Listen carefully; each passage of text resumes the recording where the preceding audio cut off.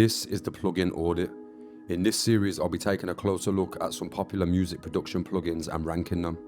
I've set some criteria to judge each plugin on, and they are as follows. GUI. How does the plugin look? Is it easy to navigate? Are all the controls clear and easy to use? Unique selling points. What makes this different to other plugins? Does it do anything that other plugins don't? Sound quality. How does the plugin sound? Are the sounds of a good quality? Presets. What are the preloaded presets like? Are they any good, and how many is there? Cheaper alternatives. Are there any other plugins that can do the same job, and can you save money by using a different plugin? Once I've had a look at all these points, I'll then give each plugin a grade. Grade A is going to be the top mark for only the goated plugins, and grade F is going to be the bottom mark for all the plugins that deserve to go into the Hall of Shame. And yeah, it's as simple as that really, so let's audit some plugins. Yo, what's happening people? Welcome to the channel and welcome to the first episode of the plugin audit. In this episode, I'm going to be taking a look at ZEBRA2 by You Hate Audio. If you're new to the channel, then consider hitting the subscribe button and click the bell next to it too so you can be notified every time I upload. Now with all that said, let's take a closer look at this plugin. So the first thing I'm going to go over is the GUI.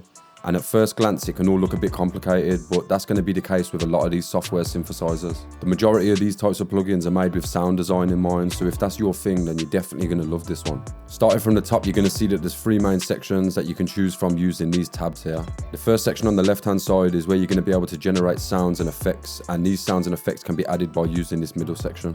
Each one of these cells can be clicked on, and from here you can add up to 4 oscillators, noise modules, as well as distortion and loads more. Now looking closer at this middle section, you'll see this line that's coming from oscillator 1. This line's indicating which order these devices and effects are being added, and you can add up to 4 chains which are all going to run parallel with each other. Down on this bottom bar we have a global effects section which is going to control all sounds that are generated by the plugin. You've then also got some control over each of the oscillators as well as some of the modulation parameters. And lastly we have this right hand section which is going to allow you to shape your sounds using envelopes and LFOs. One thing I like about this plugin is every time you hover over the controls you're going to get a description of what that control is doing in this finder window here. Overall this plugin's got a nice sleek design with some nicely labeled parameters, so even beginners are going to be able to understand what each parameter does. The next thing I want to talk about are unique selling points. Now I found it quite hard to find something truly unique about this plugin because a lot of these software synthesizers are going to have the same basic controls.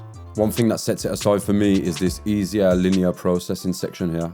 When you're sound designing and building effects chains, it's very important to know what devices are going into others, and I feel like this plugin just makes it all seem simple and you can understand exactly what's going on to the sound at every stage. Moving on to sound quality, this is really going to depend on the user. The plugin does come with some preloaded presets which sound really good, but I'm going to get onto those a bit later in the video. One thing that lets this plugin down for me is the small amount of wavetables that come with it, and I'm also yet to find a way to add my own wavetables to it. This is a function that's going to be readily available in a lot of these software synthesizers, but as I say, I just haven't found a way to do it yet. So if anybody knows a way to add custom wavetables to ZEBRA2, then make sure to leave it in a comment for me.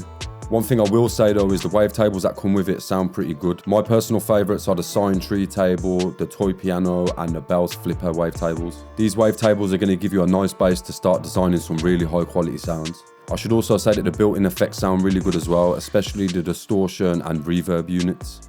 Next up I'm going to talk about the presets. Now this is one of the most important factors for me when I'm looking at software synthesizers. There is a large quantity of presets that come with this, and to be honest they all sound pretty nice. One thing to bear in mind with software synthesizers is you're not going to be getting super realistic sounds out of these plugins, but what you are going to get are some really nice sounding basses, leads and electric pianos. All of the presets are categorized into these folders on the left hand side, so that makes browsing and navigating presets really easy. So now I'll stop going on so much and I'll start dragging in some MIDIs and let the presets do the talking. All of the MIDIs that I used in today's video can be found in the Patent Sounds Liftoff kit, so I'll leave some links to that in the description.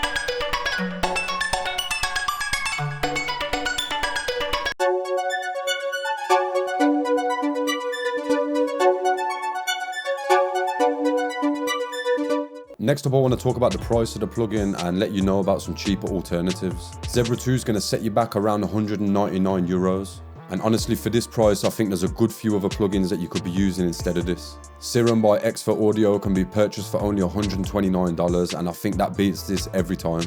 Massive X by Native Instruments can also be copped for anywhere between $150 and $199, so yeah, I'd go for one of these more well-known plugins over this. If you want to find a plugin that does pretty much everything that ZEBRA2 does, but you don't want to part your ways with any cash at all, then you should definitely be looking at Vital. Overall, I think ZEBRA2 is fairly priced. I just think some of the competition have managed to make the whole sound design process a lot more intuitive and less tedious.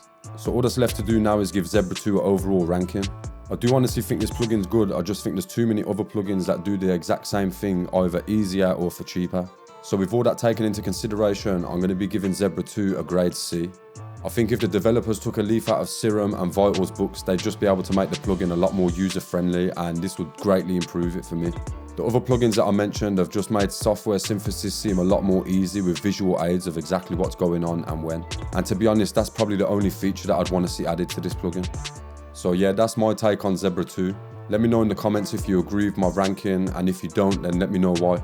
If there's any plugins that you'd like to see me audit on future episodes, then make sure to leave them in a comment. If you enjoyed the video or if you learned anything new, then make sure to smash the thumbs up before you leave. And if you're new to the channel, then turn that subscribe button grey and click the bell next to it too. Big shout out to anybody that's still here at the end of the video. Thanks again for watching, and I'll catch you in the next one.